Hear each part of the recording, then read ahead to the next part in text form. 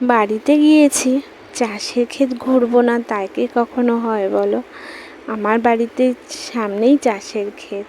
তো মা, আমি, আমার হাজবেন্ড সবাই মিলে বেরিয়ে পড়েছিলাম চাষের ক্ষেত ঘোরার জন্য। এই গরমকালে একটু ঘুরতে যে কি ভালো লাগে।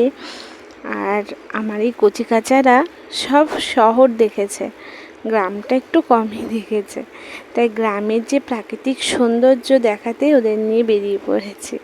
দেখো ওই ফুটিগুলো আমরা শহরের দিকে কিনে খাই, আর এখানে মাঠে ছড়িয়ে ছিটিয়ে পড়ে আছে, বিক্রিই হয় না।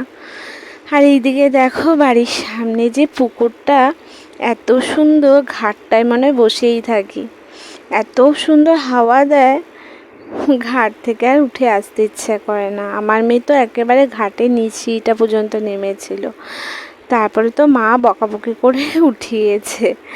জানিও একটু সাঁতার শিখেছে, তবুও ভয় করে। এদিকে দেখো লাউ বাগান, লাউগুলো গাছে ঝুলেই আছে, মনে হচ্ছে পেরে নিয়ে আসি, কিন্তু এই যে সবাই গাছ লাগিয়েছে, পাড়াটা ঠিক হবে না। আর এদিকে দেখো কত টগর ফুলের বাগান। আর এই যে কুমড়ো, আমরা শহরের মানুষরা কুমড়ো কিনে খাই, আর এদিকে জমিতে সব কুমড়ো পড়ে আছে। দেখতে যে এত ভালো লাগে, শহর ছেড়ে মনে হয় গ্রামে গিয়ে থাকি। এদিকে পুঁই শাকের ক্ষেত, এই সাইডটায় দেখো সবুজ পুঁই শাকে ভরে আছে।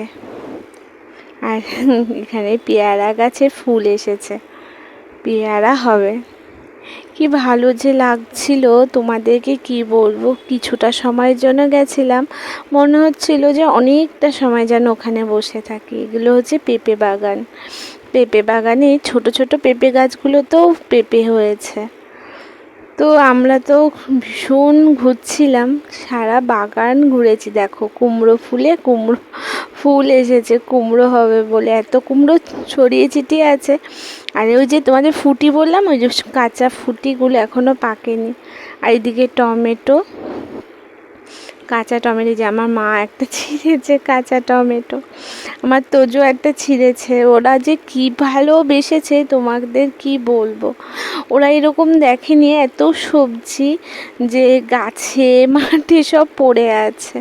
তো আমার তো এত ভালো লাগছিল, ঘুরতে ঘুরতে দেখছিলাম কত লাউ পড়ে আছে। আমি একটা লাউ নিয়েছি, নিচে যেন অনেকগুলো লাউ পড়েছিল।